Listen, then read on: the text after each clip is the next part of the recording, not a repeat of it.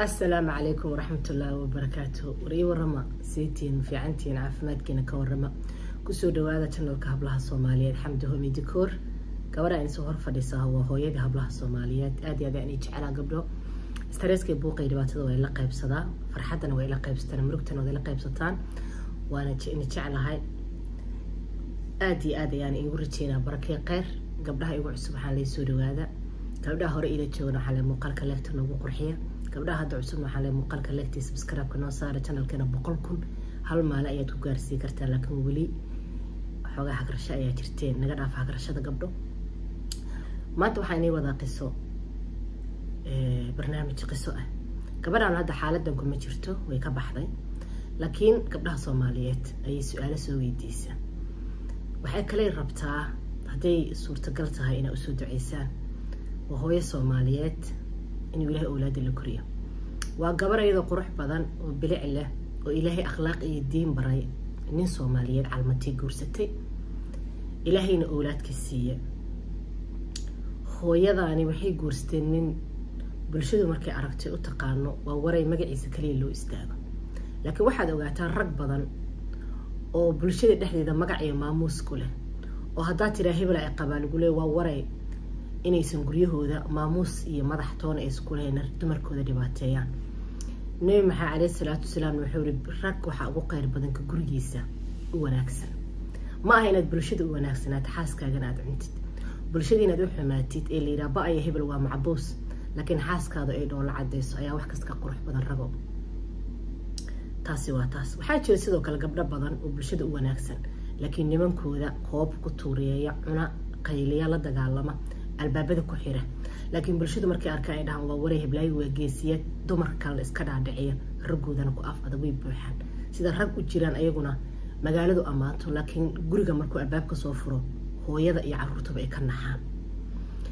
haddaba gabadhaan waxay ahayd gabar wax baratay diinteedana ku shaqaysatay madrasana haysata sidaas waxay ahaataba ninkeedii 2 sano ugu horeeyay nin wanaagsan iyo ahay laakiin kadib wuxuu ku noqday nin xun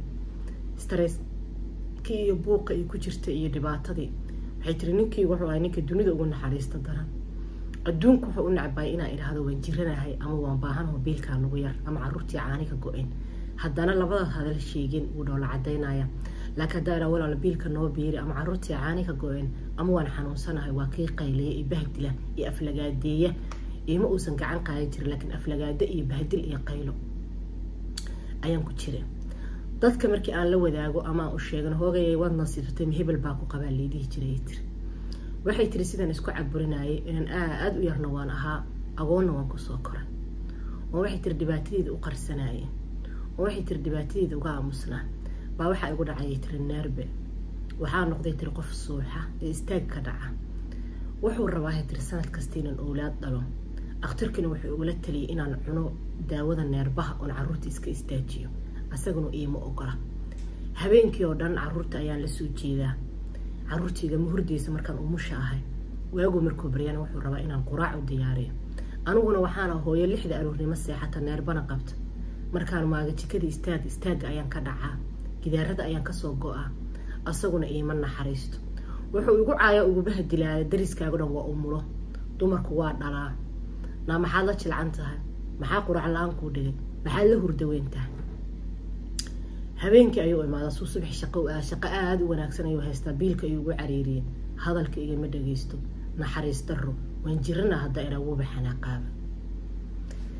sidaan ahay dhowr carruur ayaan ku dhalay rafaadka ayaan iskaga noolaa gurigaaga samir ayaan isirin shaqadeeda way iga reebay albaabkiina ka baxay ima ogola ila ma sheekaysto ima naxariisto ima gacan furna meelna iguma roona laakiin anigu waxaan iska ahay gabar nolosha maalintii la qaadaa dhacda gurigeedan iskaga nool sidaas wuxuu ahaayba gabaran isnaqaanayo dariska ahayd buu ninkayga la heshiiyo guursaday ninkii aanan awoodin oo marada aniga iga bedelo oo gaajada ku agaajeesnaa naxariis darradu haystaydo og inuu intaasnaya maalintii dambe ayuu ii yimid xasuus darro ayaa igu dhacday tiri heer uu i gaarsiiyay neerbihii ihaay carruurteeda haddana maalintii seexday tiri habeenkii seexdo inaanan kicin ayaan gaaray oo carruurtii albaabada ka baxaan xasuus darro fakar bahdilaad iyo caay ayaa ii sii dheer waxaan is leeyahay tiri hooyada oo shil ku soo korisay awlaadaada maanta ha kula laaban waad ka baxaysaa qof diin lana waan ahaayo waxaan ahaayay tiri qof aad diinta u baratay habeenna waxay tiri weligay kama walwala ninkeyga inuu ila guursado diinta ayaan aqaanay laakiin ismaana lahayn tiri adigoo xaaladan ku jiro saa u dhibaataysa ayay gabar ku taqaano xaaladda aad ku jirto ninkaada kula guursan doontaa isbuucyo ayuu wuxuu bilaabay tiri inuu habeenkii xilli dambe yimaado kabacdina waxay tiri wuu ii yimid wuxuu yiri tiri walaal waan guursan rabaa haddii aad ii ogolaatin waan guursan haddaa ii diidana waan iska dayin markuu saas leeyahay tiri 2 saac kadib ayuu meherkiisu dhacaya ninkaan waxay tahay qadarinta aan ii hayn ee xushmada aan ii hayn waxay tiri dee haddaa ilaahay tiri daana ma deynayo hadal baa iga tee waxaan ku ritay walaal Allah kuu baneeyay guurso laakiin waxay maseertay xaqa u lahaa isii wuxuu yiri tiri $100 qaado waxaan yiri tiri $100 mashuubi baan ku soo sameystaa waxay tiri wuu aroosay maseertay waa ii diiday biilka uu igu sii cariiriyay ana warqadayda ayaan ka qaatay wuxuu dhigay tiri aroos magaaladii aan ku noolaa waxay tiri ilaa hadda laga sheekeeyo marka waxay dhahday xamdiye maalowita waxaa tiraahday dumarka wuxuu waa qadar laakiin waxay tiri walaal qof diinta bartayaan ahay gabdho badan oo aniga ila mid ahlu diin ma diidana ninkooda inuu naa guursado laakiin waxay diidan yihiin tiri adigoo gasaacada caanaha biyo carruurtaada ugu beeriye adigoo baahan oo dhibaataysan adigoo dhaqtar waxay kale itiri ninkaas dhaqtar haduu bishii hal mar geeyo ama sanadkii 2 mar uu tirsanaa caruurta doo caana u soo gadgado wuu tirina wuxuu leeyahay jirro badanida dhaqtar badanida hebel badanida waa inaan jirrana sheegin baahina sheegin marka waxay tiri inta anoo ku soo samraa in naag la ila guursaday ee aroos in soo bari la tumaayo la tumay anigoo u ogolna maseertir lay diiday lay bahdilay taas waxay tiri qadar maaha ee waxay tiri waa wax raggeenu dhibaato ku haayo gabdhaheenu ayagoo $50 biil qaata haduu ninkooda bisha daba 100 looga dhiga biilkii 50 kale dumar kale ayuu la raadsadaa diintuna ma qabto waxaan kaloo la yaabay tiri gabar dariskula ahayd oo ku xaal oo ku og rafaadka aan ku jiro 50 jir ayaan u ekaaday midabkeyga ayaa isbedelay xanuuna aanan aqoon oo dhan ayaa igu dhacay stress ayaa igu dhacay laakiin hadda waan ka bax in inta ninkeyga guursato waxay tiri ay u aragtay in raxmad galeyso ayadan waxay tiri waxaan la yaabay marka dumarka ayaga ayaa cadow isku ayaga ayaa isku xun raguna cadow buu nagu yahay dumarkuna cadow way isku yihiin xamdaay xagee u baxsana haddaba horta waa runtaa hadalkaaguna way taabtay gabdho badan ayaa ogol inuu raggeedu guursado laakiin mansabkii loo mari lahaa in naag kale la guursado ayaa qaldan anigu waxaan aqaan markaan Soomaaliya joogno wiil mihiga ka yimid oo familkiisu baahan ka soo tagay dukaan gadi jiray gabadhii ugu qurxanayd iyo xaafadda guursaday ha guursaday biilka gabadhaas uu sii jiray $1 iyo bar meelahaas oo ahaa markaas Soomaaliya kasoo xilli hore ahayd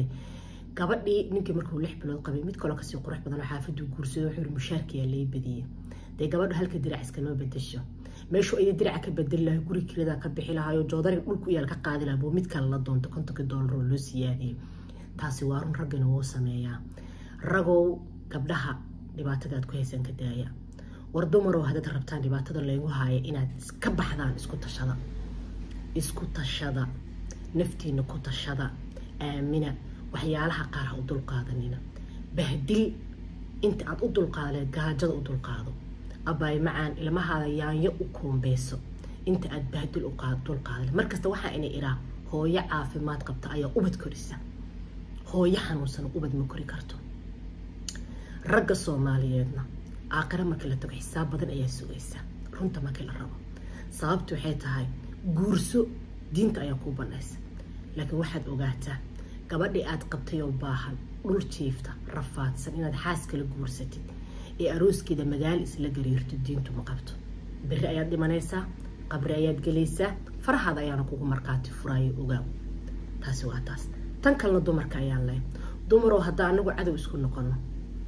oo gabdhihii walaalahayna raggooda aan u daba marno raggiina uu cadow nagu noqday xagee baan u ciirsanaa xagee ayaan u ciirsanaa ninka walaasha kadeeday adigana ku kaalmee maayo ninka walaasha kadeeday adna ku kaalmee maayo kornaageedna ka baysma dheera abaaye u soo duceeya labada su'aal inuu weydiidana committee ugu soo qora insha Allah ilaahayna waxaan ka baryaa inuu ilaahay u saqiro madrasa ayay leedahay madrasada Allah u bulaaliyo